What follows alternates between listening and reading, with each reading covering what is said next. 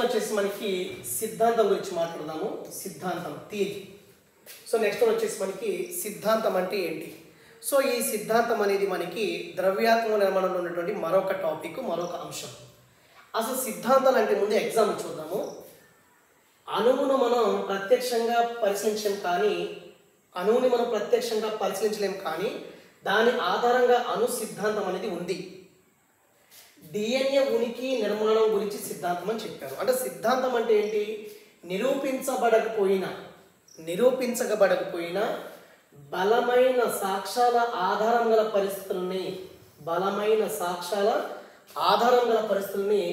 వివరించడానికి ఒక ప్రతిపాదనే సిద్ధాంతం. నిరూపించబడకపోయినా బలమైన సాక్ష్యాల ఆధారం గల పరిస్థితులను, అంటే బలమైన సాక్ష్యాల ఆధారం గల ఉన్నటువంటి పరిస్థితులను వివరించడానికి ఉపయోగపడేది సిద్ధాంతం. ఇక్కడ అణువును మనం ప్రత్యక్షంగా పరిశీలించలేం, అంటే దాన్ని మనం నిరూపించలేం. కానీ అణువుకి తగ్గట్టు మనకి అణు సిద్ధాంతం ఉంది.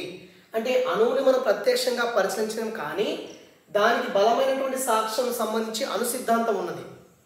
అంటే ఏదైనా ఒక విషయాన్ని మనం నిరూపించలేకపోవచ్చు కానీ ఆ విషయానికి సంబంధించి మనకి బలమైనటువంటి సాక్ష్యాలు ఉంటాయి. దాన్ని మనం సింపుల్గా సిద్ధాంతం అని చెప్పొచ్చు. ఓకేనా? ఎందుకంటే మనం ఎక్స్ప్లెయిన్ చేయలేము, ఇక అంతే.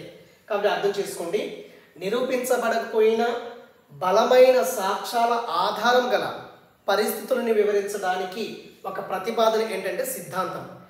అణువు ఉంది, అణువులు మనం ప్రత్యక్షంగా చూడలేం కానీ దాన్ని అణు సిద్ధాంతాన్ని మనం ఉంది, అణువులు ఉన్నాయని చెప్పేసి బలమైనటువంటి సాక్ష్యం కలిగినటువంటి అణు సిద్ధాంతం అనేది ఉంది. డిఎన్ఏని మనం చూడలేం కానీ ఆ డిఎన్ఏ సంబంధించి డిఎన్ఏ ఉంటుంది, డబుల్ హెలిక్స్లో ఉంటుందని చెప్పేసి దానికి సపోర్ట్ చేసి కొన్ని సిద్ధాంతాలు ఉన్నాయి, డిఎన్ఏ సిద్ధాంతాలు ఉన్నాయి. కాబట్టి నిరూపించబడకపోయినా దాని సాక్ష్యాల ఆధారంగా, అంటే బలమైన సాక్ష్యాల ఆధారంగా పరిస్థితులను వివరించడానికి ఒక ప్రతిపాదన ఏంటంటే సిద్ధాంతం. అణువు ఉంది, దాన్ని మనం చూడలేం కానీ దానికి సంబంధించి బలమైన సాక్ష్యాలు ఉన్నాయి, అవే మనకి అణు సిద్ధాంతాలు. ఆ అణు సిద్ధాంతాల ప్రకారం మనం అణువు ఇలా ఉంటుంది, అణువులో ఏమేమి ఉంటాయి అని చెప్పేసి మనం అనుకుంటుంటాం. 2, సిద్ధాంతం అనేది, థియరీ అనేది సత్యాల మధ్య సంబంధాన్ని లేదా సత్యాలను అర్థవంతమైన రీతిలో వివరించే ఒక మార్గం ఏంటంటే థియరీ. అసలు సిద్ధాంతం అంటే ఏంటంటే సత్యాల మధ్య ఉన్నటువంటి సంబంధాన్ని లేదా సత్యాలను అర్థవంతమైన రీతిలో వివరిస్తాయి. ఇక్కడ ఉన్నటువంటి యథార్థాలు కానీ, ఫ్యాక్ట్ కానీ లేదా ట్రూత్ కానీ అన్ని సత్యాలే కదా. కాబట్టి సిద్ధాంతం అనేది సత్యాల మధ్య సంబంధాన్ని లేదా సత్యాలను అర్థవంతమైన రీతిలో వివరించే ఒక మార్గం ఏంటంటే మనకి సిద్ధాంతాలు. ఇక్కడ చూడండి, రాత్రి పగలు ఎలా ఏర్పడుతున్నాయి, గ్రహాలన్నీ సూర్యుని చుట్టూ ఎందుకు తిరుగుతున్నాయి అనేటన్నీ కూడా మనకి ఈ సత్యాలని అర్థవంతమైన రీతిలో వివరిస్తుంది సిద్ధాంతం. ఓకేనా? ఇంకోటి ఇంకా మనకి మన చుట్టూ ఉన్నటువంటి భౌతిక ప్రపంచంలో జరుగుతున్నటువంటి అనేక సంఘటనలకి కారణాలు తెలుసుకునే ప్రయత్నాల ఫలితమే సిద్ధాంతాల ప్రతిపాదన. అసలు మన చుట్టూ ఏం జరుగుతుంది, ఏ సంఘటన జరుగుతుంది, వాటన్నిటిని వివరించేదే ఒక రకంగా మనకి సిద్ధాంతం అని చెప్పవచ్చు. కొన్ని ఎగ్జాంపుల్ ఇక్కడ. సో మనం ఐఎఫ్పి ప్యానల్ మీద కొంత ఎక్స్ప్లెయిన్ చేశాను మీకు. ఎక్కడి వరకు చేశానంటే సిద్ధాంతం గురించి చెప్పడం జరిగింది. సో ఇదే సిద్ధాంతాన్ని ఒకసారి కంటిన్యూ చేద్దాము. మరి ఇది 2016లో ఉన్నటువంటి బుక్, 2022, 16, 14 తెలుగు అకాడమీ బుక్ ఆధారంగా నేను రాసినటువంటి బుక్ ఇది. ఓకే, ఇక్కడ ఏమంటున్నారంటే మనకి సిద్ధాంతం అంటే ఏంటి? సో సిద్ధాంతాలు అనేవి నిరూపించబడకపోయినా బలమైన సాక్ష్యాల ఆధారం గల పరిస్థితులను వివరించడానికి ఒక ప్రతిపాదన ఏంటంటే మనకి సిద్ధాంతం. ఇప్పుడు అణువులు ఉన్నాయో లేదని చెప్పేసి మనం నిరూపించలేకపోయినా దానికి ఆధారంగా దానికి బలమైన సాక్ష్యాలు ఇచ్చేటువంటి కొన్ని అణు సిద్ధాంతం అనేది ఉన్నది. కాబట్టి అణువుని ప్రత్యక్షంగా మనం పరిశీలించలేం కానీ దాని ఆధారంగా అణు సిద్ధాంతం అనేది ఉన్నది. కాబట్టి సిద్ధాంతాలు అనేవి నిరూపించబడకపోయినా బలమైన సాక్ష్యాల ఆధారం గల పరిస్థితులను వివరించడానికి ఒక ప్రపోజల్ ఏంటంటే సిద్ధాంతం. 2వ ఎగ్జాంపుల్. సో డిఎన్ఏ ఉనికి నిర్మాణం గురించిన సిద్ధాంతము. ఇప్పుడు డిఎన్ఏ గురించి, డిఆక్సీ రైబోన్యూక్లిక్ యాసిడ్, దీని గురించి మనం దీన్ని గట్టిగా చూడలేకపోయినా దీనికి బలమైనటువంటి సాక్ష్యం ఇచ్చేటువంటి డిఎన్ఏ గురించినటువంటి సిద్ధాంతాలు అనేవి ఉన్నాయి. కాబట్టి సిద్ధాంతం అనేది సత్యాల మధ్య సంబంధాన్ని లేదా సత్యాలను అర్థవంతమైన రీతిలో వివరించే ఒక మార్గం ఏంటంటే మనకి సిద్ధాంతాలు. అదేవిధంగా ఇక్కడ మనకి రాత్రి పగలు ఎలా ఏర్పడుతున్నాయి, గ్రహాలన్నీ సూర్యుని చుట్టూ ఎందుకు తిరుగుతున్నాయి, అదేవిధంగా మనకి ఇక్కడ ఎగ్జామ్స్ అవి ఉన్నాయి. అయితే తర్వాత ఏంటంటే మన చుట్టూ ఉన్నటువంటి భౌతిక ప్రపంచంలో, మన చుట్టూ ఏదైతే భౌతిక ప్రపంచం ఉంటుందో దానిలో జరిగేటువంటి అనేక సంఘటనలకు కారణాలు తెలుసుకునేటువంటి ప్రయత్నాల ఫలితమే సిద్ధాంతాలని మనం చెప్పొచ్చు. ఇక్కడ టాలమీ భూకేంద్ర సిద్ధాంతము, సో జియోసెంట్రిక్ థియరీ, కోపర్నికస్ సూర్యకేంద్ర సిద్ధాంతాన్ని ప్రతిపాదిస్తారు, ఐన్స్టీన్ సాపేక్ష సిద్ధాంతాన్ని ప్రతిపాదిస్తారు, థియరీ ఆఫ్ రిలేటివిటీని ప్రతిపాదిస్తారనమాట. తర్వాత ఇక్కడ మ్యాథ్సన్ సైంటిస్ట్ ప్రకారము సిద్ధాంతం అనేది ఏం చెప్తుందంటే, ఇతని ప్రకారం మ్యాథ్సన్ ప్రకారము సిద్ధాంతం అనేది సంఘటనల మధ్య సంబంధాన్ని స్పష్టపరుస్తుంది. సంఘటనలు ఉంటాయి, కొన్ని సంఘటనలు, ఆ సంఘటనల మధ్య సంబంధాన్ని స్పష్టపరుస్తుంది. అదేవిధంగా ఇంకా ఆ సంఘటనల కారణాన్ని వివరిస్తూ భవిష్యత్తులోని సంభావ్యతను ప్రాగుక్తీకరిస్తుంది. అంటే మనకి సంఘటనల మధ్య ఉన్నటువంటి సంబంధాన్ని స్పష్టపరిచేదే సిద్ధాంతాలు.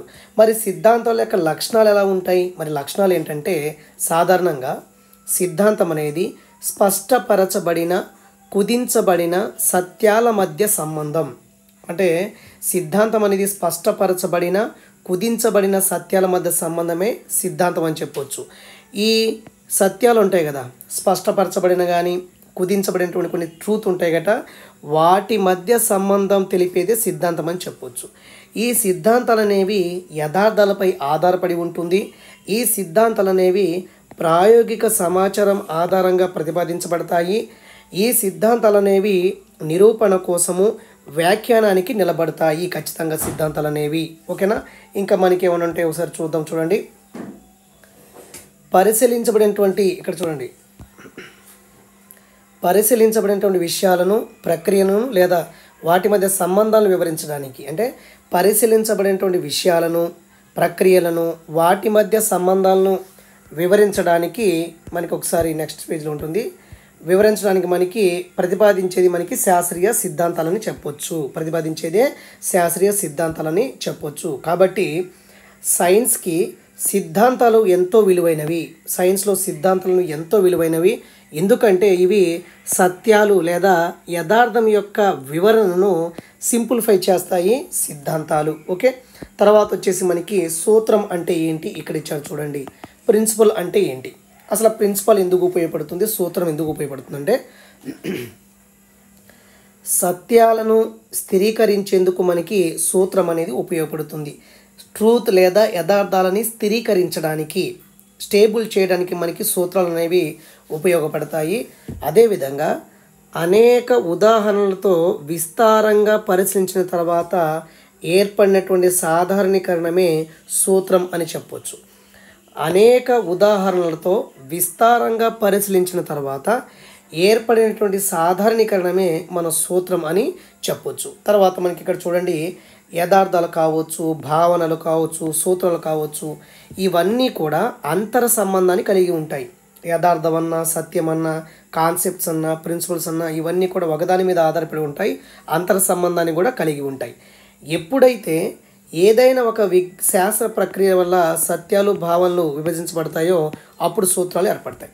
ఏదైనా ఒక ప్రక్రియ వల్ల సత్యాలు కానీ భావనలు కానీ కనుక్కున్నామనుకోండి, అంటే ఏదైనా ఒక ప్రక్రియ వల్ల సత్యాలు అనేవి, భావనలు అనేవి వచ్చాయనుకోండి, ఆటోమేటిక్గా మనకి సూత్రాలు అనేవి ఏర్పడతాయి. ఇంకా మనకి ఏం చెప్తున్నారు ఇక్కడ చూడండి, పరిశీలన, వర్గీకరణ, సమాచార ప్రసరణ, ప్రాగుక్తీకరణ, ప్రయోగ నిర్వహణ.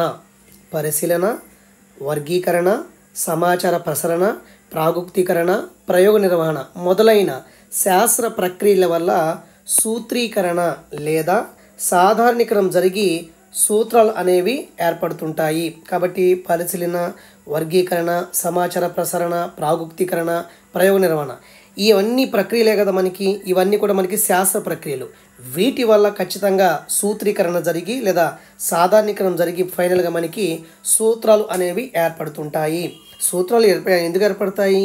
ఏదైనా ఒక విషయాన్ని మనం పరిశీలన చేసినప్పుడు కానీ, దాన్ని వర్గీకరణ చేసినప్పుడు కానీ, దాని యొక్క సమాచారం తీసుకున్నప్పుడు కానీ, దాన్ని ఊహించినప్పుడు కానీ, దాన్ని ప్రయోగశాలలో ప్రయోగం చేసినప్పుడు కానీ, ఇవన్నీ ప్రక్రియల వల్ల సూత్రీకరణ జరిగి ఫైనల్గా మనకి ప్రిన్సిపల్స్ అనేవి ఏర్పడుతూ ఉంటాయి. ఇక్కడ చూడండి, కణం అనేది జీవుల యొక్క నిర్మాణాత్మక క్రియాత్మక ప్రమాణం, ఇదొక ప్రిన్సిపల్.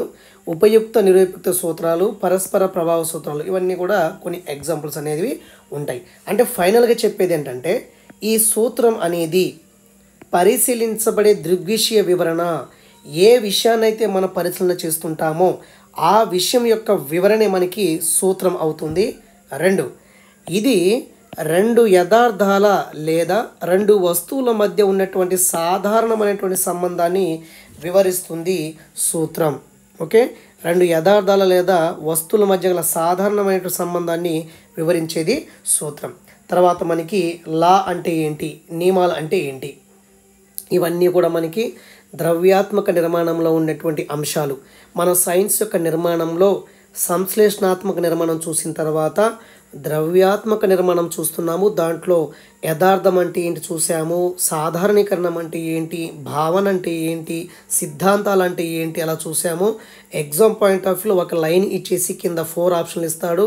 ఏదైనా ద్రవ్యాత్మక నిర్మాణానికి సంబంధించిన అంశాలు అడగడానికి అవకాశం అనేది ఎక్కువగా ఉంటుంది. తర్వాత నియమం అంటే ఏంటి, అసలు లా అంటే ఏంటి, క్రమంగా ఏర్పడే సంఘటన యొక్క వర్ణనము, క్రమంగా ఏర్పడేటువంటి సంఘటన యొక్క వర్ణనే నియమం లేదా లా అని చెప్పొచ్చు.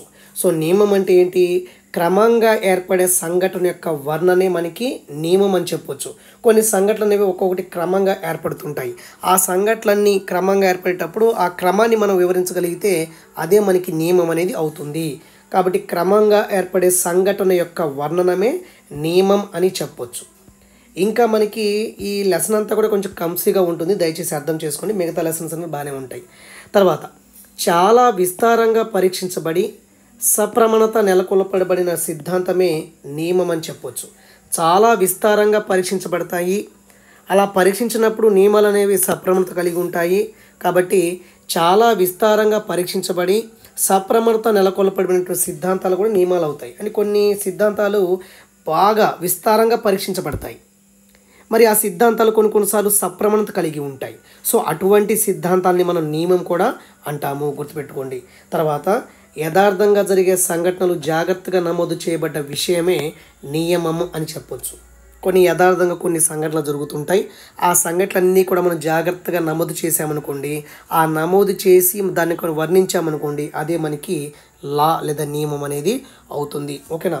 తర్వాత ఇక్కడ చూడండి, కొలంబియా ఎన్సైక్లోపీడియా ప్రకారం ఏంటంటే, విజ్ఞాన శాస్త్ర నియమం అంటే నిరూపించబడిన సాధారణీకరణం అని అర్థం. A verified generalization is considered as scientific law. విజ్ఞాన శాస్త్ర నియమం అంటే ఏంటంటే నిరూపించబడిన సాధారణీకరణాలని మనం నిరూపిస్తాము. సో ఇప్పుడు మనకి లోహాలని వేడి చేస్తే వేయకు వచ్చేస్తాయి, దాన్ని మనం నిరూపిస్తాం. కాబట్టి నియమాలు అనేవి ఇలా ఉంటాయి. మరి శాస్త్ర నియమం అంటే నిరూపించబడిన సాధారణీకరణమే మనం నియమాలు అని చెప్పొచ్చు, దీన్ని లా అని చెప్తాము. సో ఇది ఒక్కొక్క బుక్లో ఒకలా ఉంది. కాబట్టి మనకి 2022 బుక్లో ఈ విధంగా ఇవ్వటం జరిగింది. దీని గురించి మీకు చెప్పడం అయితే ఇప్పుడు జరిగిందనమాట. నేను రివైజ్ చేస్తాను, జాగ్రత్తగా గమనించండి. ఇప్పుడు విజ్ఞాన శాస్త్రంలో మనకి సాధారణంగా విజ్ఞాన శాస్త్ర నిర్మాణంలో షాబ్ అండ్ ఫీనిక్స్ ప్రకారము విజ్ఞాన శాస్త్రం అనేది ఎక్కడ చెప్పాలి మీకు, సైన్స్ అనేది మనకి 2 స్ట్రక్చర్స్ కలిగి ఉంటాయి. ఒకటి ఏంటంటే మనకి సంశ్లేషణాత్మక నిర్మాణము, రెండోది ద్రవ్యాత్మక నిర్మాణము. సో దీంట్లో ఏముంటాయండి, యాక్చువల్గా సంశ్లేషణాత్మక నిర్మాణంలో మనకు తెలిసి ఏముంటాయంటే, ఇక్కడ చెప్తాను చూడండి, ఏముంటాయి, ప్రక్రియలు ఉంటాయి. అదేవిధంగా పద్ధతులు, శాస్త్రీయ పద్ధతులు ఉంటాయి, శాస్త్రీయ ప్రక్రియలు ఉంటాయి, శాస్త్రీయ వైఖరులు ఉంటాయి. అదేవిధంగా మనకి అలాగా 3 ఉంటాయి. తర్వాత మనకి ద్రవ్యాత్మక నిర్మాణంలో ఏముంటాయండి, మనకి యథార్థాలు, ఫ్యాక్ట్స్ ఉంటాయి, అదేవిధంగా కాన్సెప్ట్స్ ఉంటాయి, భావనలు ఉంటాయి. అదేవిధంగా మనకి లాస్, నియమాలు ఉంటాయి. అదేవిధంగా థియరీస్, సిద్ధాంతాలు ఉంటాయి, అనేక ఉంటాయి. కాబట్టి ఎగ్జామ్ పాయింట్ ఆఫ్ వ్యూలో సంశ్లేషణాత్మక నిర్మాణంలో ఏముంటాయి, ద్రవ్యాత్మక నిర్మాణంలో ఏముంటాయని చెప్పేసి ఖచ్చితంగా అడుగుతారు. కాబట్టి మీకు యథార్థం అంటే చెప్పాను, ఒక భౌతిక వస్తువు లేదా యథార్థ సంఘటనని వివరించేటువంటి ఒక ప్రవచనం ఏంటంటే మనకి యథార్థం అని చెప్పొచ్చు. ఓకేనా. తర్వాత అన్నీ కూడా మీకు చెప్పడం అయితే జరిగింది. ఓకేనండి. తర్వాత మనకు ఒకసారి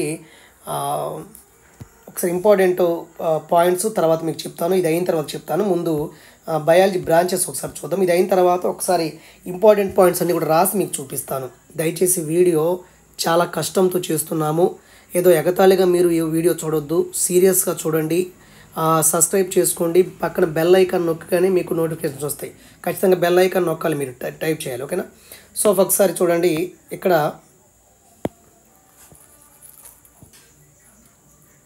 ఓకే.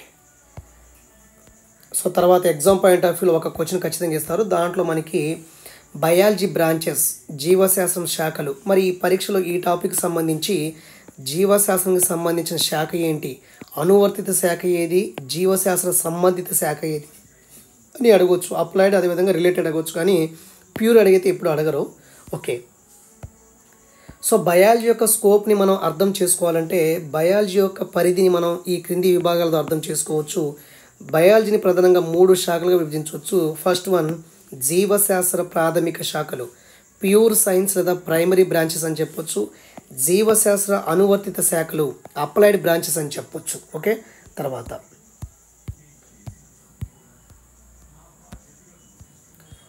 సో నెక్స్ట్ మూడోది జీవశాస్త్ర సంబంధిత శాఖలు. అలాగా 3 రకాలుగా ఉంటాయి.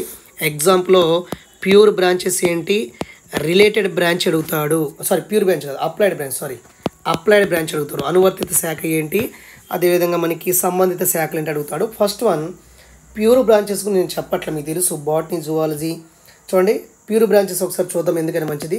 బాటనీ అంటే ఏంటి, మొక్కల గురించి అధ్యయనము. జువాలజీ అంటే జంతువుల గురించి అధ్యయనము, అది ఎవరైనా రాస్తారు. మార్ఫాలజీ అంటే జీవుల యొక్క భావి లక్షణం వివరించేది. ఫిజియాలజీ అంటే జీవులో ఉండే వివిధ అవయవాలు ఎలా ఉన్నాయి, వాటి విధులు ఏంటి. సైటాలజీ అంటే కణ నిర్మాణం, కణజాలాల గురించి తెలిపేది సైటాలజీ. అంటే ఇక్కడ మనకి హిస్టాలజీ కూడా వస్తుంది, కణజాలాలు కాబట్టి. ఓకే. తర్వాత ఎనాటమీ అంటే ఏంటి, జీవుల్లో ఉండేటువంటి వివిధ అవయవాలు, కణజాలాలు ఎలా అంతర్గతంగా ఎలా ఉన్నాయి, ఇంటర్నల్గా ఎలా ఉంది, ఆ అవయవాలు కణజాలు ఎలా పనిచేస్తున్నాయి, అంతా కూడా మనకి అంతర్ నిర్మాణ శాస్త్రం ఎనాటమీ అవుతుంది. ఇవి జెనెటిక్స్ ఇంపార్టెంట్. ఇది జన్యువు అదేవిధంగా అనువంశికత గురించి వివరించేది. The study of inheritance, the study of gene, the study of heredity is called genetics అని చెప్పొచ్చు. మరి the father of genetics, the father of inheritance ఎవరంటే గ్రిగర్ జోహన్ మెండల్ అని చెప్పొచ్చు మనం. తర్వాత టాక్సానమీ అంటే ఏంటి, వృక్షాన్ని కానీ జంతువులు కానీ వాళ్ళని గుర్తించి వాళ్ళకి సరైన పేరు పెట్టి దాన్ని వర్గీకరణ చేస్తాం కాబట్టి దాన్ని మనం టాక్సానమీ అంటాము. మరి ఎకాలజీ అంటే జీవులకి పరిసరాలకి మధ్య ఉన్నటువంటి సంబంధాలు వివరించే శాస్త్రాన్ని ఎకాలజీ అని చెప్తాము. ఎంబ్రియాలజీ అంటే జైగోట్ తర్వాత మనకి ఎంబ్రియో డెవలప్మెంట్ అవుతుంది. మరి పిండం ఎలా అభివృద్ధి జరుగుతుంది, దాని యొక్క పెరుగుదల మొత్తం వివరించేది ఎంబ్రియాలజీ. ప్లాంట్ ఎంబ్రియాలజీ అన్ని పిండం ఉంటూ ఉంటాయి, యానిమల్ ఎంబ్రియాలజీ అనేవి. తర్వాత ఇంపార్టెంట్ వచ్చేసి మనకి పరిణామ శాస్త్రం, ఎవల్యూషన్. జీవులు ఎలా వచ్చాయి, ఎలా ఆవిర్భవించాయి, మరి జీవ పరిణామం ఎలా జరిగింది అని తెలియచేసేదే పరిణామ శాస్త్రం లేదా ఎవల్యూషన్ అంటాము. ఇంకో ముఖ్యమైన ఇంపార్టెంట్ వచ్చేసి పురాజీవ శాస్త్రం, పేలియంటాలజీ. దీనిలో palaeo botany and palaeo zoology ఉంటుంది. ఫాజిల్స్ గురించి అధ్యయనం చేసే శాస్త్రాన్ని మనం పేలియంటాలజీ అంటాము, దీన్ని పురాజీవ శాస్త్రం అంటాము. ఈ రెండు చాలా ఇంపార్టెంట్, ఇదొక ఇంపార్టెంట్. ఇక్కడ 3 ఇంపార్టెంట్లు, మిగతాయి చదవండి. జస్ట్ 3 ఒకసారి ఎగ్జామ్ పాయింట్ ఆఫ్ వ్యూలో మీరు గట్టిగా చదవండి. ఓకే. తర్వాత మనకి బయాలజీలో అప్లైడ్ బ్రాంచెస్ ఉన్నాయండి. బయాలజీకిను ఇతర సబ్జెక్టులు ఏ విధంగా ఉంటాయో ఒకసారి చూద్దాం. చూడండి, బయోకెమిస్ట్రీ, బయాలజీ ప్లస్ కెమిస్ట్రీ అంటే జీవుల్లో అంతర్గతంగా జరిగే రసాయన చర్యలు ఏమైనా జరుగుతున్నాయా, వాటి మార్పులు, ప్రోటీన్స్, కార్బోహైడ్రేట్స్, లిపిడ్స్ అన్నీ కూడా మనం కెమిస్ట్రీకి సంబంధించినవి. ఇవన్నీ బయాలజీలో ఉంటాయి కాబట్టి వీటి గురించి మనం అధ్యయనం చేస్తే అదే బయోకెమిస్ట్రీ అవుతుంది. బయోఫిజిక్స్ అంటే ఏంటి, జీవుల్లో ఉన్నటువంటి భౌతిక ధర్మాల గురించి, భౌతికంగా ఆధారంగా ఉన్నటువంటి ప్రక్రియ గురించి తెలియచేసేది బయోఫిజిక్స్. ఇక బయోటెక్నాలజీ అనేది కొంచెం important. Biotechnology, bio plus technology. Biology అదేవిధంగా సాంకేతికం అంటే జీవుల్లోని వివిధ వ్యవస్థలకు లేదా జీవక్రియలకు సంబంధించి ప్రత్యేక ప్రయోజనాలు సాధించేందుకు. అంటే మనకి బయోటెక్నాలజీలో యాక్చువల్గా సూక్ష్మజీవులను ఉపయోగించి మనం కొంత ప్రయోజనాలు పొందుతాము. కాబట్టి జీవుల్లో ఉండేటువంటి కొన్ని వ్యవస్థలకి బయట నుంచి అంటే సూక్ష్మజీవుల నుంచి కానీ ఏమైనా ప్రయోజనం పొందుతుందా అంటే సూక్ష్మజీవుల్ని ఉపయోగించి కూడా మనం కొన్ని ప్రయోజనాలు సాధిస్తాము. ఆ ప్రయోజనాలు ఎవరికి, మన బాడీ గురించే కదా. కాబట్టి జీవుల్లోని వివిధ వ్యవస్థలకు లేదా జీవుల్లో ఉన్నటువంటి వివిధ జీవక్రియలకు సంబంధించి ప్రత్యేక ప్రయోజనాలు సాధించేందుకు సంబంధించినటువంటి అధ్యయనాన్ని మనం బయోటెక్నాలజీ అని చెప్తాము. మైక్రోబయాలజీ అంటే మైక్రో ఆర్గానిజమ్స్ అనేటువంటి బ్యాక్టీరియా, వైరస్, ఫంగై వీటి గురించి మనం అధ్యయనం చేస్తే మైక్రోబయాలజీ. వైరాలజీ అంటే వైరస్ గురించి. ఇది చూడండి రేడియో ధార్మిక బయాలజీ, రేడియో యాక్టివ్ బయాలజీ అంటే రేడియో ధార్మిక ప్రభావం జీవుల మీద ఏ విధంగా ఉంది, మొక్కల మీద, జంతువుల మీద ఏ విధంగా ఉంది అని చదివితే దాన్ని మనం రేడియో ధార్మిక జీవశాస్త్రం అంటాము. తర్వాత ఇది కూడా చాలా ఇంపార్టెంట్, ఖగోళ శాస్త్రం అంటే ఏంటి, ఆస్ట్రోబయాలజీ అంటే ఏంటి, జీనోబయాలజీ అంటే ఏంటి, ఎక్సోబయాలజీ అంటే ఏంటి.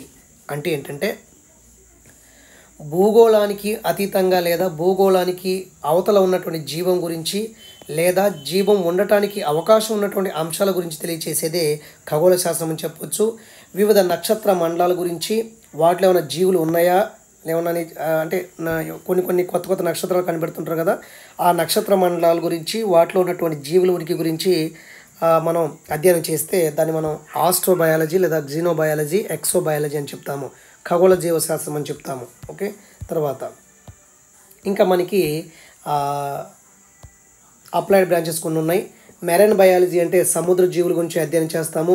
ఇమ్యునాలజీ అంటే వ్యాధులు నిరోధించేందుకు సంబంధించినటువంటి ఎలా మనం కంట్రోల్ చేస్తాము, ఇమ్యూనిటీని ఎలా పెంచుకుంటాము, వ్యాధుల్ని నిరోధించేందుకు సంబంధించిన అధ్యయనమే మనం ఇమ్యునాలజీ అని చెప్తాము. తర్వాత అణుజీవ శాస్త్రం, మాలిక్యులర్ బయాలజీ, అణుస్థాయిలో జీవం అధ్యయనము, అణుస్థాయిలో జీవులు ఎలా ఉన్నాయి, మరి జీవులో ఉన్నటువంటి అణువులు ఏంటి, అన్నీ కూడా మనం స్టడీ చేస్తాం ఇక్కడ. తర్వాత నెక్స్ట్ ఇంపార్టెంట్ వచ్చేసి మనకి ఈ రెండు ఇంపార్టెంట్. సో దాంట్లో ఏరోబయాలజీ అంటే ఏరోబయాలజీ అంటే పోలింగ్ గ్రెయిన్స్ అని చెప్తాం కదా. ఓకే, జీవశాస్త్రం యొక్క ఈ శాఖ జీవశాస్త్ర సంబంధిత పదార్థాలైనటువంటి పుప్పుడు రేణువులు, స్పోర్స్ అనమాట, పోలింగ్ గ్రెయిన్స్ కావచ్చు, అదేవిధంగా స్పోర్స్ కావచ్చు, వీటి గురించి మనం అధ్యయనం చేస్తే దాన్ని ఏరోబయాలజీ అని చెప్తాము. ఇది చాలా చాలా ఇంపార్టెంట్. నెక్స్ట్ వన్ ఫైలోజనీ లేదా ఫైలోజెనెటిక్స్. ఫైలోజనీ అంటే ఏంటంటే ఒక తెగ లేదా ఒక సమూహ జీవులు, ఏదైనా ఒక తెగ జీవులు లేదా ఒక సమూహ జీవులు మరి వాటి ఎలా పుట్టాయి, ఎలా పరిణామం చెందాయి అని తెలియచేస్తుంది. దీనివల్ల మనకి ఏం తెలుస్తుందంటే జాతుల మధ్య ఉండేటువంటి సంబంధాలు అనేవి మనకి తెలుస్తాయి. ఓకేనా. తర్వాత మోస్ట్ ఇంపార్టెంట్ వచ్చేసి మనకి జీవశాస్త్ర సంబంధిత సబ్జెక్టులు, రిలేటెడ్ బ్రాంచెస్, డిసిప్లిన్స్ అని చెప్తాము. మెడిసిన్స్ తెలుసు, వ్యవసాయం అని చెప్తుంది తెలుసు మీకు. బయాలజీ రిలేటెడ్ ఇదేంటంటే మనకి ఇక్కడ చూడాలి జీవశాస్త్ర సంబంధిత సబ్జెక్టులు, మెడిసిన్ అదేవిధంగా వ్యవసాయ శాస్త్రాలే కదా. దీంట్లో కొన్ని ఇచ్చాము చూడండి. ప్రత్యేక అంశాల గురించి అధ్యయనం చేసే బయాలజీ రిలేటెడ్ బ్రాంచెస్ కొన్ని ఉన్నాయి ఇక్కడ. వీటి నుంచి ఖచ్చితంగా ఒక బిట్టు రావడానికి అవకాశం ఉంటుంది. దయచేసి ఓపికతో వినండి, ఇంట్రెస్ట్ లేకపోతే మళ్ళీ చూడండి, కాసేపు ఆపేసి మళ్ళీ చూడండి.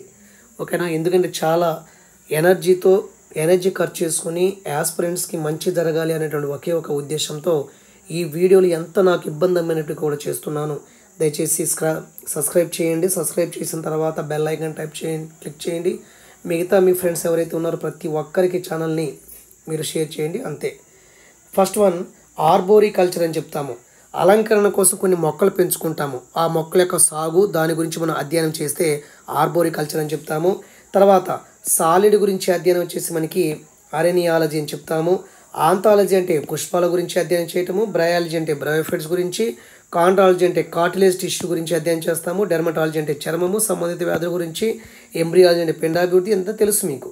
ఇక్కడ చాలా చాలా ఇంపార్టెంట్ ప్రీవియస్ బిట్ ఇది. ఎక్కడైతే ఇంపార్టెంట్ అక్కడ స్ట్రెస్ చేస్తాను. సో ఎటియాలజీ మనకి ఇంగ్లీష్లో ఈజీగా ఉంటుంది. ఎటియాలజీ అంటే వ్యాధుల కారణాల గురించి అధ్యయనం చేసే శాస్త్రాన్ని ఎటియాలజీ అంటాము. ఎగ్జామ్ పాయింట్ ఆఫ్ వ్యూలో బ్రాంచెస్ చదివేటప్పుడు చదవని మనకు తెలియని బ్రాంచ్ అడుగుతారు తప్ప ప్యూర్ బ్రాంచ్ ఏం అడగరు. ఎంబ్రియాలజీ అంటే ఏంటి, టాక్సానమీ అంటే ఏంటి, బాటనీ అంటే ఏంటి, జువాలజీ అలా ఏం అడగరండి. ఓకేనా. ఎటియాలజీ అంటే వ్యాధుల గురించి అధ్యయనం చేసే శాస్త్రాన్ని మనం ఎటియాలజీ అని చెప్తాము. ఇంకో యూజెనిక్స్ అంటే ఏంటి, ప్రస్తుత మానవతరం యొక్క అభివృద్ధి గురించి శాస్త్రము. యూజెనిక్స్ అంటే చాలా ఇంపార్టెంట్ ఇవి. యూజెనిక్స్ అంటే ప్రస్తుత మానవతరం యొక్క అభివృద్ధి గురించి అధ్యయనం చేసే శాస్త్రాన్ని యూజెనిక్స్ అంటాము. దీని గురించి ఒకసారి మీకు మళ్ళీ నేను ఒకసారి మోడర్న్ సైన్స్ టీచింగ్ బుక్లో ఉంది, అది నీట్గా ఉంది. అది కూడా మీకు ఈ వీడియో కింద ఎక్స్ప్లెయిన్ చేస్తాను చూడండి ఈ వీడియో తర్వాత. యూజెనిక్స్ అంటే మీకు అర్థం కాదు మనకి. ప్రస్తుత మానవతరం యొక్క అభివృద్ధి, మానవ ఎలా అభివృద్ధి చెందారు వీటన్నిటి గురించి అధ్యయనం చేస్తే యూజెనిక్స్ అని చెప్తాము. ఓకేనా. అలాంటివి 3 ఉన్నాయండి. యూథెనిక్స్, యూజెనిక్స్ అనేవి అలా ఉన్నాయి చెప్తాను. ఓకే, హైజీన్ అంటే ఏంటి? ఇది ఎవరైనా రాస్తారు. ఆరోగ్య సంరక్షణకు ఏ ప్రాణి అయినా తీసుకోవాల్సిన జాగ్రత్త గురించి అధ్యయనం చేయటం. తర్వాత ప్రీవియస్ బిట్ వచ్చేసి ఇక్తియాలజీ, చేపల గురించి అధ్యయనము. కాలాలజీ, మానవ సౌందర్యం గురించి అధ్యయనము. ఒడెంటాలజీ, పళ్ళు చిగుర్ల గురించి అధ్యయనము. ఆర్నిథాలజీ, ఇది ప్రీవియస్ బిట్, పక్షుల గురించి అధ్యయనము, గుర్తుపెట్టుకో. ఫైకాలజీ, ఆల్గే గురించి. సిండెస్నాలజీ, కీళ్ళు స్నాయుల గురించి అధ్యయనం, ఇది కూడా ప్రీవియస్ బిట్టే. ట్రామాలజీ అంటే మనకి కణితులు, గాయాలు, క్యాన్సర్ ఇవన్నీ ఉంటాయి కదా. ట్రామాలజీ అంటే కణితులు కానీ గాయాల గురించి అధ్యయనం చేసే శాస్త్రాన్ని ట్రామాలజీ అని, జుట్టు గురించి అధ్యయనం చేస్తే ట్రైకాలజీ అని చెప్పడం జరుగుతుంది. ఓకే, తర్వాత మనకి సైన్స్ అభివృద్ధి. ఈ సైన్స్ అభివృద్ధిని తెలంగాణ వారికి ర్యాపిడ్ రివిజన్ చేశాను నేను. ర్యాపిడ్ రివిజన్ దాంట్లో భాగంగా మీకు వాళ్ళకి చెప్పాను. ఆ వీడియో లింక్ ఇక్కడ ఇస్తాను, ఇది చూడండి, ఇక్కడ మీకు సరిపోతుంది. ఓకేనా, దయచేసి గమనించండి. తెలంగాణ వారి కోసం ర్యాపిడ్ రివిజన్లో బయాలజీ మెథడ్లో మనకి వాళ్ళకి 90% సేమ్ కాబట్టి నేను రీసెంట్గానే ఈ టాపిక్ సంబంధించి, ఏ టాపిక్ అండి ఇది? గ్రీకుల కాలంలో సైన్స్ అభివృద్ధి, రోమన్ కాలంలో సైన్స్ అభివృద్ధి. ఓకేనా, ఇంకా మనకి ఇదిగో ఇది సైంటిస్టుల గురించి మొత్తం ఇచ్చాను. ఓకే, తర్వాత వచ్చేసి మనకి ఇది కూడా ఇచ్చినట్టున్నాను. ప్రాచ్య దేశాలలో విజ్ఞాన శాస్త్రం అభివృద్ధి ఇచ్చాను. ఓకే, తర్వాత పశ్చిమ దేశాల్లో విజ్ఞాన శాస్త్రం అభివృద్ధి ఇచ్చాను. ఓకే, ఇంపార్టెంట్ అంశాలు ఇచ్చాను. ఇవన్నీ కూడా నేను ఎక్కడ ఇచ్చానో తెలుసండి. ఈ వీడియో కింద మీరు డిస్క్రిప్షన్ ఓపెన్ చేస్తే అక్కడ లింక్ ఒకటి ఇస్తాను, వీడియో లింకు. ఆ వీడియో తెలంగాణ ర్యాపిడ్ రివిజన్ బయోమెథడాలజీ అని చెప్పేసి ఆ లింక్ ఇస్తాను. ఆ లింక్లో ఆల్రెడీ దీని గురించి చెప్పాను, మనం మళ్ళీ డిస్కస్ చేయ అవసరంలా. ఈ వీడియో చూసిన తర్వాత కింద యూట్యూబ్లో వచ్చినటువంటి వీడియోని మీరు చూస్తే సరిపోతుంది. ఓకేనా, ఇది మనకి యూనిట్ 1 అనేది అవజేసాము ఆల్రెడీ. ఇవన్నీ కూడా నేను ఎక్స్ప్లెయిన్ చేశాను, మీరు ఒకసారి చూడండి. ఓకేనా, థ్యాంక్ యూ. ద్రవ్యాత్మక నిర్మాణంలో స్ట్రక్చర్ ఆఫ్ సైన్స్లో మీకు ఆల్రెడీ చెప్పాను. సో ఆల్రెడీ స్ట్రక్చర్ ఆఫ్ సైన్స్లో ఇది ఆర్సి శర్మ బుక్. ఇది కొంత ఇన్ఫర్మేషన్ ఇక్కడ ఇవ్వాలనిపించింది కాబట్టి ఇస్తున్నాను, ఇది ఇంపార్టెంట్. ఆల్రెడీ మనకి స్ట్రక్చర్ ఆఫ్ సైన్స్లో హెన్రీ పాయింకర్ ప్రకారము ఆ సైన్స్ అనేది నిర్మాణంలో ఉన్నటువంటి బిల్డింగ్తో పోల్చడం జరిగింది. కాబట్టి ఇక్కడ చూడండి, the structure of science can be compare to the framework of building under construction. A framework of building consist of foundation, vertical pillars and horizontal beams ఉంటాయి. మనకి బిల్డింగ్లో మనకి ఫౌండేషన్ పునాది ఉంటుంది, వర్టికల్ పిల్లర్స్ ఉంటాయి, హారిజంటల్ పిల్లర్స్ బీమ్స్ ఉంటుంది. ఇక్కడ foundation of the framework is comparable to broad generalization and principles of science. అంటే పునాది దేనికి ఈక్వల్ అంటే మనం చెప్పాను, broad generalization and principles of సైన్స్కి ఈక్వల్. తర్వాత వర్టికల్ పిల్లర్స్ ఉంటాయి కదా, అవి సిద్ధాంతాలకిను, అదేవిధంగా హారిజంటల్ బీమ్స్ వచ్చేసి మనకి మెథడ్స్కిను, అదేవిధంగా ప్రాసెస్ ఆఫ్ సైన్స్కి ఈక్వల్. అదేవిధంగా మనకి ఫ్యాక్ట్ అంటే ఏంటి? Building material, stones, bricks, concrete అనేది ఫ్యాక్ట్కి ఈక్వల్గా ఉంటుందని ఇక్కడ హెన్రీ పాయింకర్ ఎక్స్ప్లెయిన్ చేయడం జరిగింది. కాబట్టి ఇది సైన్స్ అనేది నిర్మాణంతో ఉన్నటువంటి భవనంతో పోల్చారు ఇక్కడ. సో సైన్స్లో ఉన్నటువంటి ఫ్యాక్ట్ దేనికి ఎలా ఉంటాయి?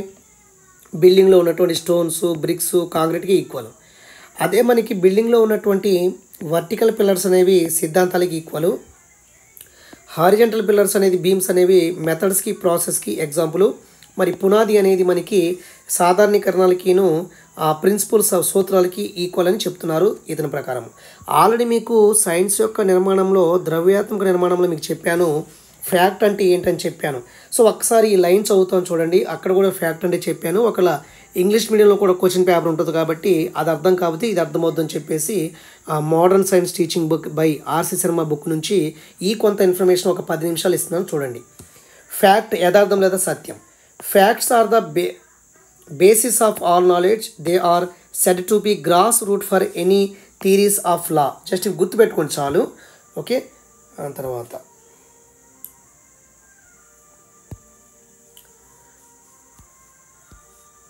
ఇంకేమిచ్చారు? అది థియరీ, అది ఫ్యాక్ట్ గురించాడు. కాన్సెప్ట్ అంటే ఏంటి చూడండి. A concept is a generalized idea suggested to the individual by object, symbol or situation. It is not synonym for principle. It is rather an understanding of almost indefinable something అని చెప్పేసి ఇక్కడ ఒక ఇచ్చారు.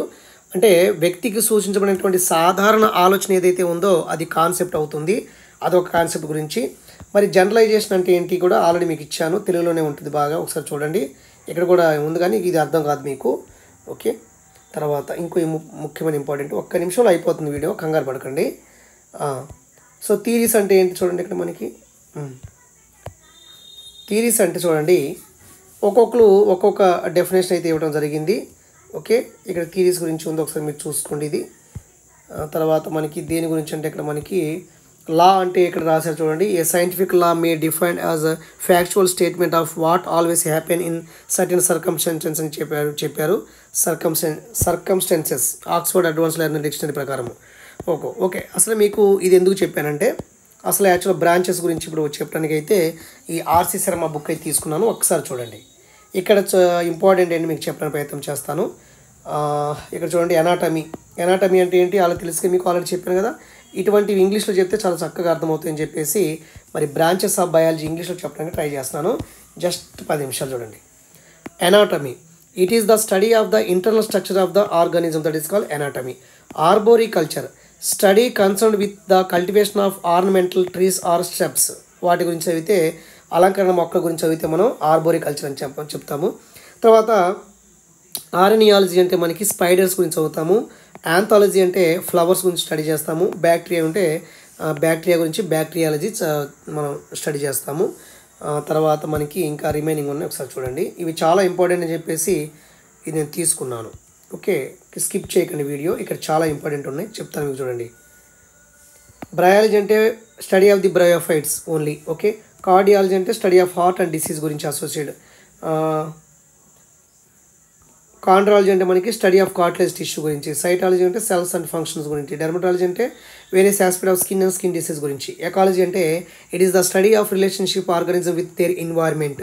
Embryology కూడా తెలుసు మీకు. It is the study of the stages of an organism that అక్కర్ immediately after fertilization till attainment of the full fledged body. అంటే మనకి ఎంబ్రియాలజీ అంటే జైగోటు తర్వాత పిండము ఎలా అభివృద్ధి జరుగుతుంది, ఇవన్నీ మనం చదువుతాం కాబట్టి ఎంబ్రియాలజీ. అసలు మీకు చెప్పడానికి కారణం ఏంటంటే వెరీ వెరీ ఇంపార్టెంట్. ఇక్కడ చూడండి, ఇది ఇచ్చాడు ప్రీవియస్ బిట్లో, ఇవన్నీ ఒకేలా ఉన్నాయి చూడండి. ఎటియాలజీ అంటే ఏంటి, study of the causes of disease, వ్యాధులకి కారణాలు ఏంటి అని చదివితే ఎటియాలజీ అని. యూథెనిక్స్ రెండు ఒకేలా ఉంటాయి, ఒకసారి చూడండి. యూజెనిక్స్ అంటే ఏంటి, it is the science dealing with the improvement of the human race through the application of the law of heredity. అనువంశిక సూత్రాల ఆధారంగా మానవ తరం అనేది ఎలా అభివృద్ధి జరుగుతుంది అని చెప్తే యూజెనిక్స్ అని. మరి యూథెనిక్స్ అంటే ఏంటి, it is the science dealing with improvement of the present human generation. ప్రస్తుతం ఉన్నటువంటి మానవ జనాభా లేదా మానవ తరం ఎలా ఇంప్రూవ్మెంట్ అవుతుందని తెలిపితే అది యూథెనిక్స్ అవుతుంది. యూజెనిక్స్ అంటే ఈ హెరిడిటీ లా ఆధారంగా మానవ తరము ఎలా అభివృద్ధి జరుగుతుంది అని చెప్పగలిగితే అది యూజెనిక్స్ అవుతుంది, గుర్తుపెట్టుకోండి. ఒక తరం నుంచి మరొక తరానికి ఎలా అభివృద్ధి జరుగుతుందంటే అది యూథెనిక్స్ అవుతుంది. లా ఆఫ్ హెరిడిటీ ప్రకారము మానవ తరం ప్రస్తుతానికి ఏ విధంగా జరుగుతుంది అని అభివృద్ధి జరుగుతుందని చెప్తే అది యూజెనిక్స్ అవుతుంది. రెండు ఒకేలా ఉంటే చూడండి, యూజెనిక్స్ అండ్ యూథెనిక్స్ చాలా చాలా ఇంపార్టెంట్ ఇవి. ఓకేనా. జెనెటిక్స్ అంటే తెలుసు, it is the science which deal with mechanism of heredity అని చెప్పొచ్చు. హెమటాలజీ అంటే study of the blood, haematology. Histology అంటే టిష్యూస్ గురించి. హైజీన్ అంటే మీకు తెలుసు, మనం ఎలా హెల్తీగా ఉండాలి, కేర్ ఏంటన్నీ కూడా. Next ఇక్తియాలజీ, it is the study of the fishes, మొన్న ఇచ్చాడు ఇది. ఓకేనా. తర్వాత immunology, study of the resistance of the organism against infection గురించి నిరోధకత ఎలా ఉందని చదివితే ఇమ్యునాలజీ అవుతుంది. హ్యూమన్ బ్యూటీ, మానవ సౌందర్యం గురించి చదివితే కాలాలజీ అని. ఫంగై గురించి చదివితే మైకాలజీ. ఎక్స్క్రీటరీ సిస్టమ్ వాటి గురించి అంతా కూడా నెఫ్రాలజీ అవుతుంది. టీత్ గమ్ గురించి ఓడెంటాలజీ. సో ఇంకోటి ఇంపార్టెంట్, ఆర్నిథాలజీ అని చెప్తాము, ఆమిథాలజీ అని కూడా చెప్తాము. It is the study of the birds, పక్షుల గురించి అధ్యయనం చేసే శాస్త్రాన్ని ఆర్నిథాలజీ అని లేదా ఆమిథాలజీ అని కూడా చెప్పవచ్చు. ఆస్టియాలజీ అంటే బోన్స్ గురించి, ఇది ఇంపార్టెంట్ అండి. Palaeontology important, it is the study of the fossils. ఓకేనా. ఫాజిల్స్ గురించి చదివితే పేలియంటాలజీ. డిసీజ్ గురించి చదివితే ప్యాథాలజీ. ఆల్గే గురించి చదివితే phycology. The study of the various function of the various part of the organism, that is called physiology అని చెప్తాము. So ఇవన్నీ కూడా ఇంపార్టెంట్, అందుకే మీకు ఇక్కడ చెప్పడానికి ప్రయత్నం చేస్తున్నాను. సో తర్వాత ఇక్కడ చూడండి, syndesmology, the study of the joints and ligaments, కీళ్ళు స్నాయువుల గురించి అధ్యయనం చేస్తే దాన్ని సినెండెస్నాలజీ అని చెప్తాము. టాక్సానమీ అంటే మీకు తెలుసు, క్లాసిఫికేషన్, నామినిక్లేచర్, ఆర్గన్ అన్నీ ఉంటాయి. ట్రామకాలజీ అంటే మనకి ట్యూమర్స్, వూండ్స్ గురించి తెలిపితే ట్రామాకాలజీ అని చెప్తాము. ట్రైకాలజీ అంటే హెయిర్స్ గురించి చదువుతాము. వైరాలజీ అంటే వైరస్ గురించి చదువుతాము. ఆల్రెడీ తెలుగు మీడియం బుక్లో ఉన్నాయి, అన్నీ ఇక్కడి నుంచి తీస్తారు వాళ్ళు. ఓకేనా, ఇది స్టాండర్డ్ బుక్ 1975లో వచ్చింది. ఇది బయాలజీకి మదర్ ఇది. ఓకేనా. ఓకే, తర్వాత ఇంకో ఇంపార్టెంట్ వచ్చేసి కొంతమంది సైంటిస్టులు ఉన్నారు, అది కూడా ఇక్కడే చూడడానికి అయితే ప్రయత్నం చేయండి, ఎక్కడ స్కిప్ చేయొద్దు. ఒక 10 నిమిషాలు కేటాయించండి ఫ్రెండ్స్ నా వీడియో కోసము, మీకు మంచి సబ్జెక్ట్ అయితే వస్తుంది. ఓకే, చాలా ఇంపార్టెంట్. ఇక్కడ చూడండి, చాలా ఎగ్జామ్స్లో సైంటిస్టుల గురించి ఖచ్చితంగా బిట్ లేకుండా అయితే ఉండదు. ఒక్కసారి నేను చెప్తాను చూడండి. శశ్రుత మీకు తెలిసిందే, human anatomy and performed surgery including plastic surgery of human nose and ophthalmic surgery. అంటే శశ్రుత అనే శాస్త్రవేత్త వస్తే అతను సర్జరీకి సంబంధించిన వారు అని గుర్తుపెట్టుకోండి, సర్జరీకి సంబంధించిన వారు. మరి ఇతని గ్రంథం వచ్చేసి శశ్రుత అనేది ఒక గ్రంథం. ఆథర్ ఆఫ్ ది శశ్రుత రాశారు. శశ్రుత సంహిత అని చెప్పేసి ఒక బుక్ అయితే రాస్తారు ఆయన, శశ్రుత. కాబట్టి శశ్రుత వస్తే ఖచ్చితంగా మనకి గుర్తు రావాల్సింది సర్జరీ, ప్లాస్టిక్ సర్జరీ గుర్తు రావాలి, గుర్తుపెట్టుకోండి. ఓకేనా. తర్వాత చరక అని చెప్తాం కదా, చరక సంహిత. ఓకే, ఇతను ఆయుర్వేదానికి సంబంధించి Indian system of medicines known as the Ayurvedic బాగా డెవలప్ చేసింది చరక అని చెప్పొచ్చు, గుర్తుపెట్టుకోండి. తర్వాత యోగా గురించి invented the system of yoga అంటే ఎవరంటే మనకి పతాంజలి అని గుర్తుపెట్టుకోండి. ఓకే, తర్వాత Jagdish Chandra Bose showed that animal and plant respond to stimulation. అంటే మనకి మొక్కలు కూడా చలిస్తాయి అని చెప్తారు ఈయన, మొక్కలకు ప్రాణం ఉంటుందని చెప్తారు జేసీ బోస్. ఓకేనా, దానికి సంబంధించింది. తర్వాత Birbal Sahni palaeobotany or fossil plant గురించి. Birbal Sahni pioneered the studies of the palaeobotany or study of the fossil plants గురించి. పేలియో బాటనీకి సంబంధించిన శాస్త్రవేత్త బీర్బల్ సాహ్ని. తర్వాత హరగోవింద్ ఖురానా, ఇతను ఆర్టిఫిషియల్ జన్యు గురించి చెప్తారు, కృత్రిమ జన్యు గురించి చెప్పడం జరుగుతుంది.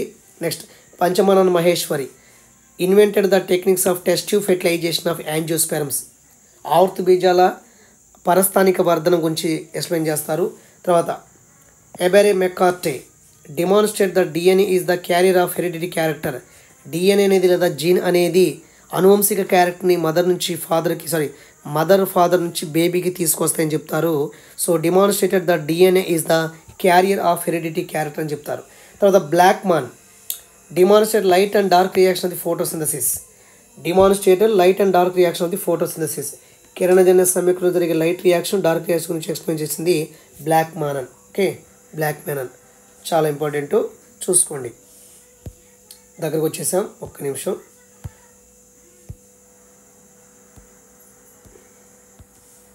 సో ఇక మీకు తెలిసిందే కదా, క్యామెల్లో డిస్కవర్డ్ గాల్జీ బాడీస్ అని. Charles Darwin origin of species and theory of natural selection అని. ఓకే, డెల్మాటర్ అండ్ హంటర్ డిస్కవర్డ్ వ్యాక్సిన్ అని చెప్పేసి. అలెగ్జాండర్ ఫ్లెమింగ్ చాలా ఇంపార్టెంట్ బిట్ ఇది. Discovered penicillin from the fungus penicillin notatum నుంచి డిస్కవర్ చేస్తాడు. Knoll and Ruska inverted electron microscope, ఇది కూడా ఇంపార్టెంట్ బిట్టే. Bacteria discovered Anton Leeuwenhoek. తర్వాత మనకి T H Morgan postulated gene theory of inheritance, జన్యు సిద్ధాంతాన్ని ప్రతిపాదిస్తారు టిహెచ్ మోర్గాన్. తర్వాత నెరెన్బర్గ్, హోలీ అండ్ కరోనా, ముగ్గురు కూడా మనకి jointly awarded Nobel prize for their study of genetic code, జన్యు సంకేతం మీద ప్రయోగాలు చేస్తారు Nirenberg, Holley and Khorana. Next Robert Brown discover the nucleus in the cell, Robert cell discover. Schleiden and Schwann proposed cell theory. Hugo de Vries mutation theory, జన్యు ఉత్పరివర్తన సిద్ధాంతాన్ని ప్రతిపాదిస్తారు Hugo de Vries. Ivanovsky proved the extensions of the virus. Okay, వైరస్ల గురించి అవి ఎలా మనకి behave చేస్తాయి గురించి ఇవనాస్కీ వివరిస్తారు, ఎక్సిస్టెన్స్ ఆఫ్ వైరస్ గురించి. తర్వాత థియోపాస్టస్ చాలా ఇంపార్టెంట్, ఫాదర్ ఆఫ్ బాటనీ థియోపాస్టస్. వాక్స్మెన్ వచ్చేసి మనకి స్టెప్టోమైనస్ యాంటీబయాటిక్ డిస్కవర్ చేస్తారు. వాల్డేయర్ క్రోమోజోమ్స్ గురించి ఆ పదాన్ని కనుక్కుంటారు, Waldeyer. And Watson and Crick proposed double helix DNA model. So Weismann అని వచ్చేసి జెర్మోప్లాజం థియరీ.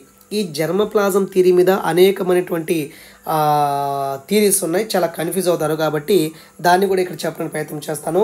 ఆగస్ట్ వీజ్ మ్యానన్ జెర్మోప్లాజం థియరీ అని, అదేవిధంగా జర్మన్ డిసీజ్ థియరీ అని చెప్పేసి లూయి పార్చరు, ఇలా రకరకాల 3 సిద్ధాంతాలు ఉన్నాయి. అది ఒకసారి చెప్పేస్తాను చూడండి. ఎక్కడైనా చెప్తాను చూడండి, ఇంకా ప్లేస్ ఉంది కదా. ఓకే, ఇక్కడ చూడండి. ఫస్ట్ వన్ ఏంటంటే మనకి చాలా జాగ్రత్తగా గమనించండి. లూయిస్ పాస్చర్, ఇది జర్మ థియరీ ఒకటి ఉందండి. జర్మ థియరీ ఒకటి, జర్మ థియరీ. తర్వాత మనకి germ plasm theory, germ plasma లేదా ప్లాజం థియరీ అని చెప్తాము. Germ plasm theory, plasma theory. తర్వాత germ theory of disease. Okay, ఇక్కడ germ theory proposed by Louis Pasteur, గుర్తుపెట్టుకోండి, Louis Pasteur. Okay, germ plasma కాదు, జర్మ ప్లాజం. ఇది యాక్చువల్గా ప్లాస్మా కాదు, plasm. Germ plasm theory proposed by August Weismann అని చెప్తాము. Okay, August Weismann. Germ theory of diseases Robert Koch. ఇలాగా germ theory proposed by Louis Pasteur, ఇదే కదా. Germ plasm theory, ఇక్కడ germ plasm theory proposed by August వైజ్మ్యాన్.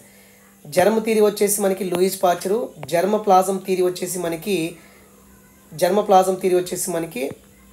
August వైజ్మ్యాన్.